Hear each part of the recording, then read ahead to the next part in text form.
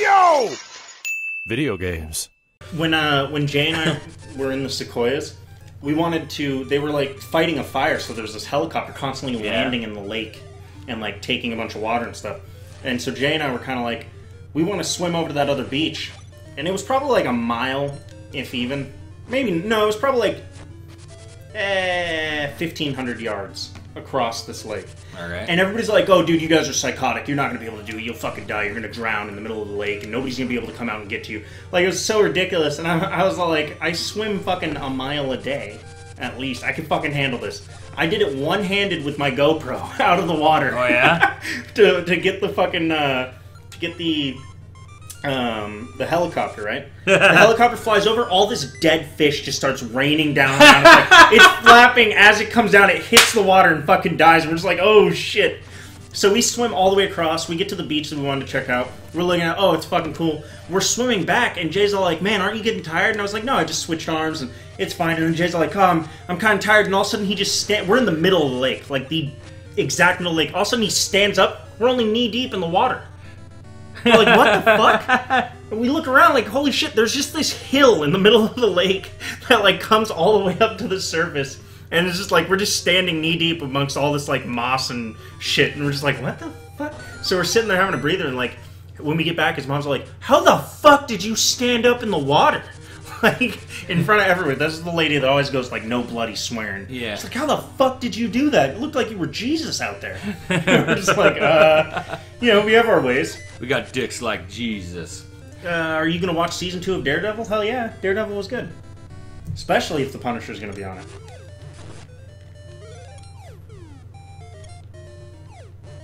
Wait, what? Well, my favorite Zelda game. Andrew a Savage. What?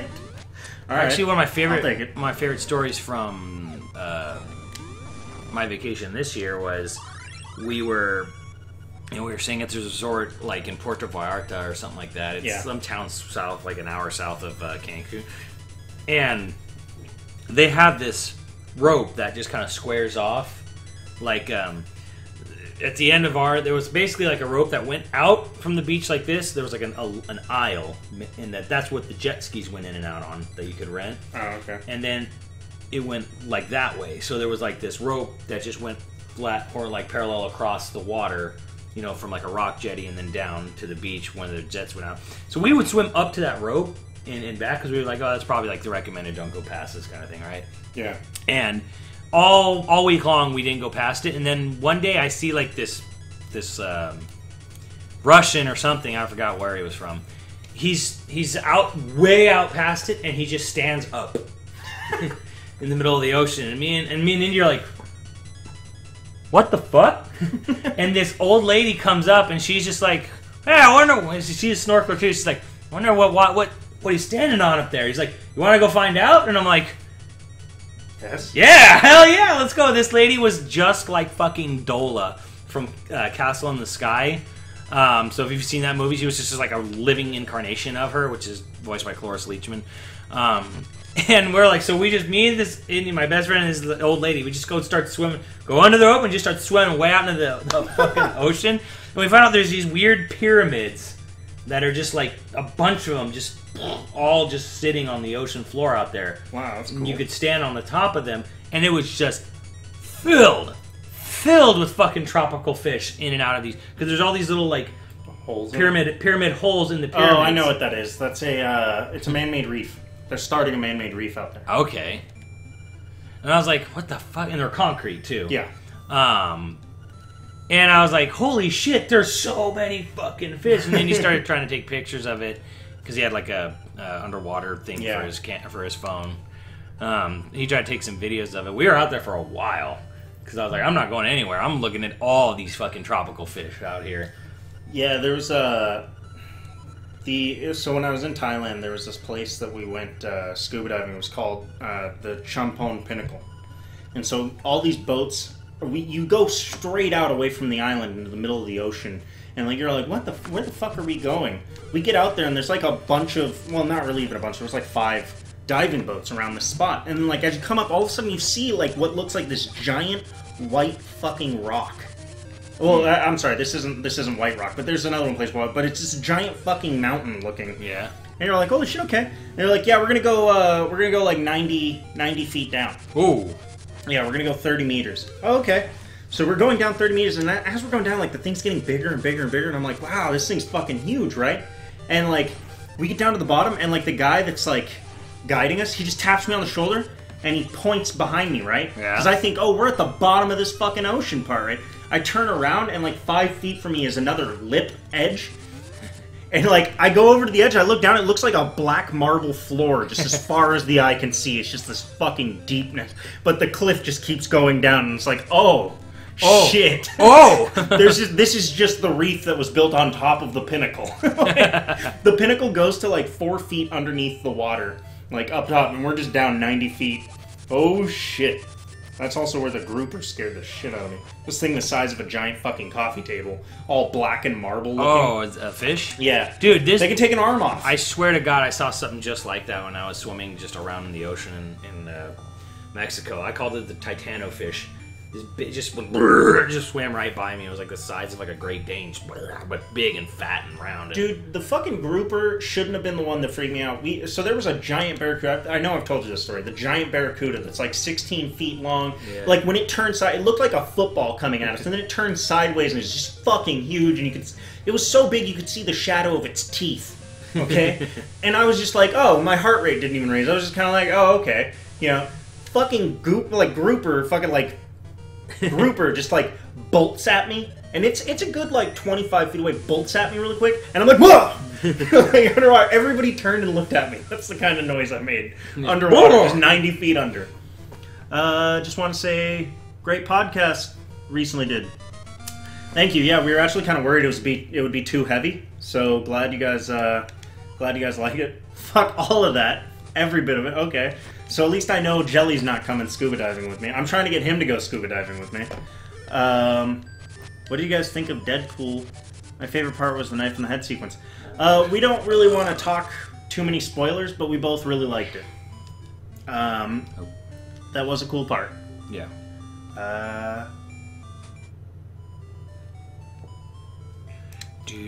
Much dick contests. How's this a dick contest? We're telling favorite stories of being in the ocean. UOEN, no. Who's all called it a dick contest? Princess Ravella.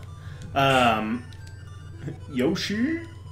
Well, if you had swam in perfect waters like we had, you'd realize it's not. No worries, Element. No, I was just saying, like, we don't want to spoil it, so we're not going to get, like, too much into it. About a week from now, we'll talk more in depth from it. Yeah, no, I really liked it. I hope you liked it too. Wrong way. You can't take deep ocean or heights. That's a hard color to read. Cobbles. Can you read that? I can't read that color, so I'm sorry that I butchered your name, but, yeah, I don't know how to explain it. The more afraid of something I am, the more I'm likely to do it. Juicy beef. It's weird. It pisses Elise off.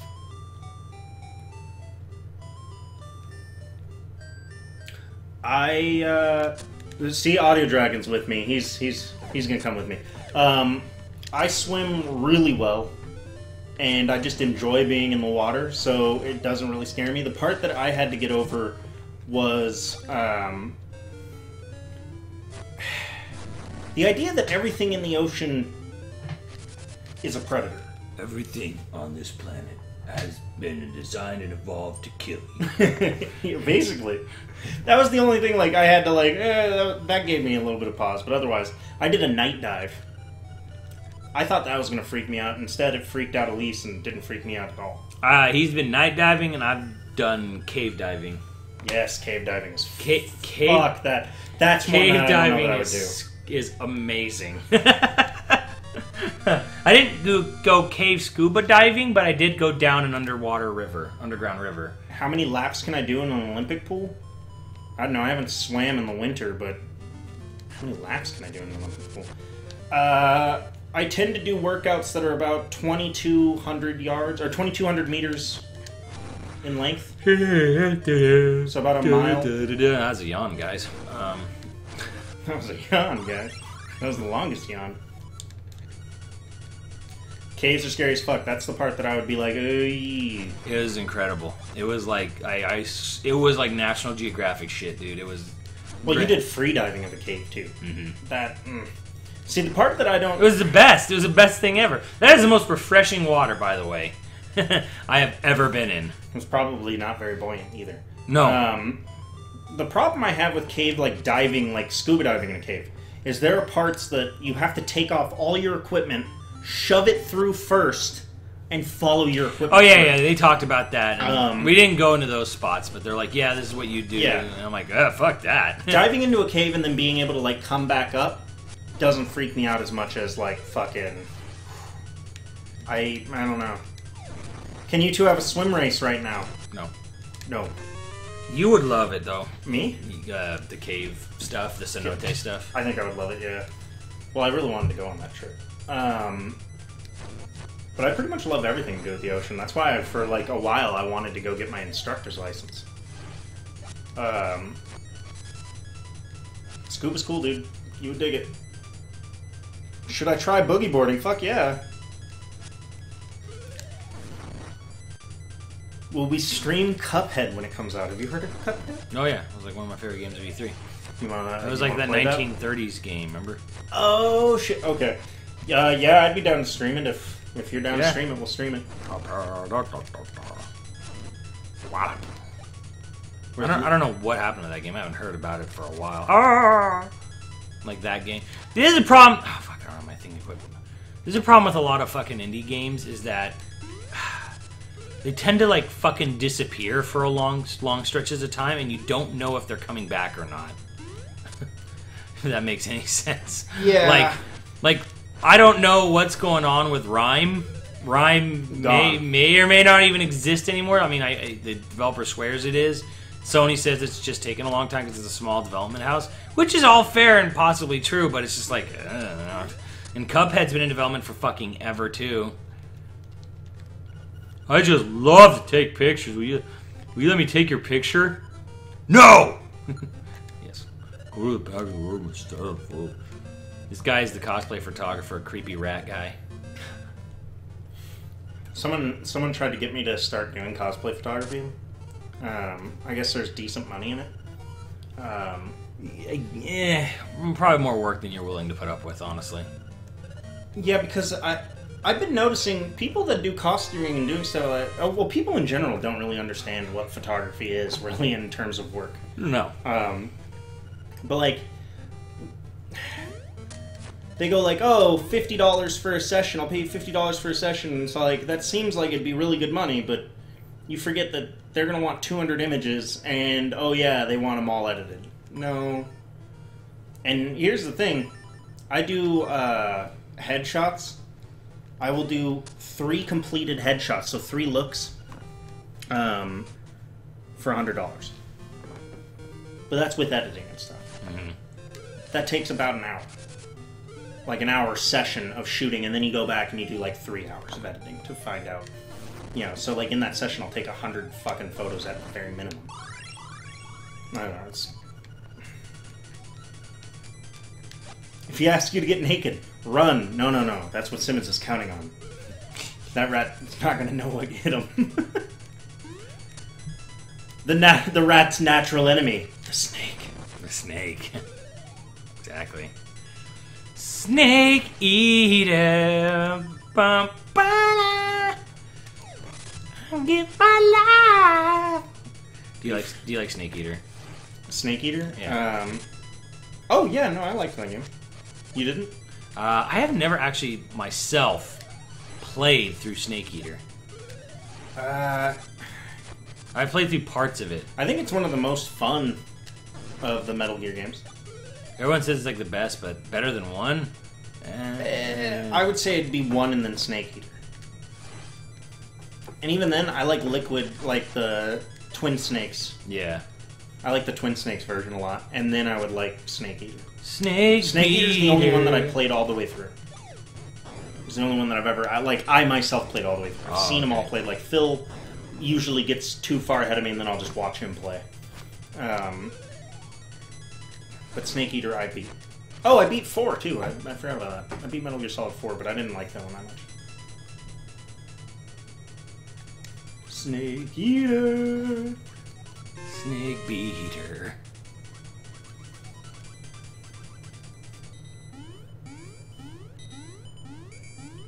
Depends highly on the picture's purpose. Oh, wow. Okay. What about porn? What? How did that come up? What about porn? I think probably photography. Oh, porn photography? You take it. You take it. Yeah, you could pay. But Revengeance. Well, Metal Gear Revengeance is the best Metal Gear game. Period. I mean, everyone who plays Metal Gear Revengeance would agree with that. Like, that is the best Not a Metal Gear game. It's not a traditional Metal Gear game. No, it is. It's just not a Metal Gear Solid. You mean you watch Metal Gear Solid 4 all the way through? Oh no, I played all the gameplay parts. I mean, it was really great. About an hour and a half, and then I was done. All Metal Gear Solid games are like watching a film. Any Konami or any Kojima game is like watching a film because he's obsessed with filmmaking. Snake Beater. But Kojima also doesn't. Kojima doesn't really care about coherent story. He just cares about like, holy shit, cinematic moments. Yeah. Did you like it? Did you like it? Fucking dead bird. Snake only has eyes for Otacon's booty? No, he's in love with Meryl. Meryl. Meryl. No, he's not. He doesn't like Meryl. They broke up. They broke up? They're not a thing. Yeah, they broke up after 1. Oh, that's fair. Starting with 2. That's fair. But he slipped it. Yeah. Telling you, this is why anything Metal Gear after Solid 1's not worth it. 2, the boat part was fun. Yeah, the boat part, then it ended. Yep. Oh, I forgot to do something. You will never see me Snake, coming. no Solid.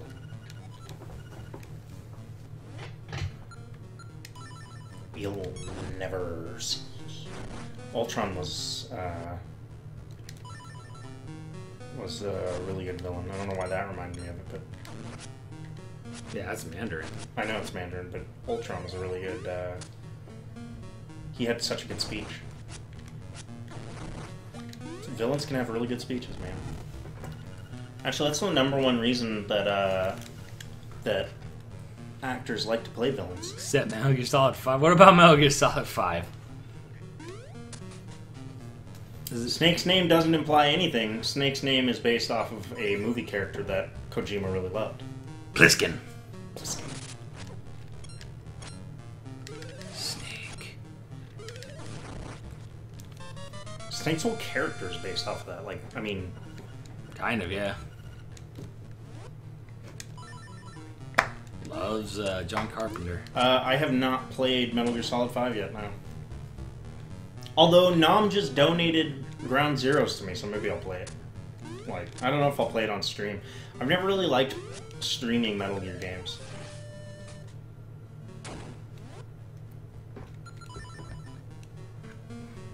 He hated Snake.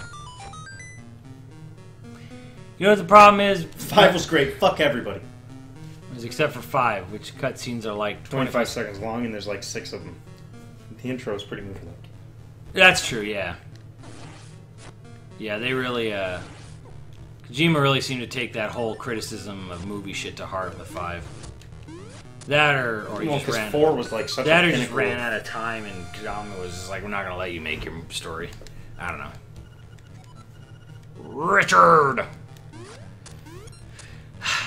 Whenever I think about Metal Gear Solid 5, all I think is the man who sold the world. I just fuck every time I turn into someone's stream, they're playing David Bowie's "The Man Who Sold the World." I love that song. But it's not the actual version. I think it's like a slightly different Is version it of the it. Nirvana's version? No, I don't think so. There's 3 versions, but Really? yeah, and actually the name Snake Eater comes from the fact that Big Boss was originally a fucking Green Beret, Who knows? which are known as Snake Eaters. Not me. We never lost control. The song's fucking awesome. It's like it's a good song, but man, now all I think about that game is the man who sold the world. It's like Although in-game, Mike. it's like the game's theme song practically. I blame Runeby for that. I mean, we should just start blaming Runeby for everything. We could.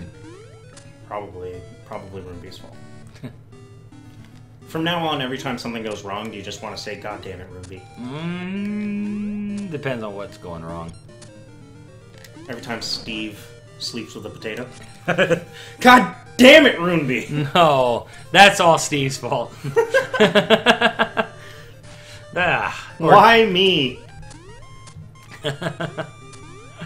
Your name's in purple. It's my favorite color. You're fucked now. You're fucking. Because we love you. That's why. Tres bien! Nice, you have recovered. Okay, so anyone who's played Smash Brothers, there's this little kid who appears with a cape, and he like turns into a snake or a frog, and he zooms after you, and like this comical, cartoonish like fight cloud appears amongst you. Is this? That's him. Well, it's sort of. It's Prince Richard, who's based off another Game Boy game called For Who the Frog Bell Tones, which is which he's cameoing from that game in this game. So if you want to know the weird history of all that. Fuck Konami, I'll miss him. Oh, okay, alright. Yeah, so you know about the Escape from New York movie and shit. You're talking about in-game explanations. Touché, sir. Now I'll just go fuck myself. But you have to tune into a different streaming service for that. Yeah.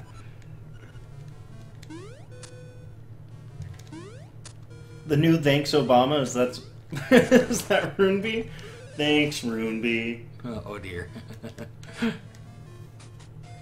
Oh.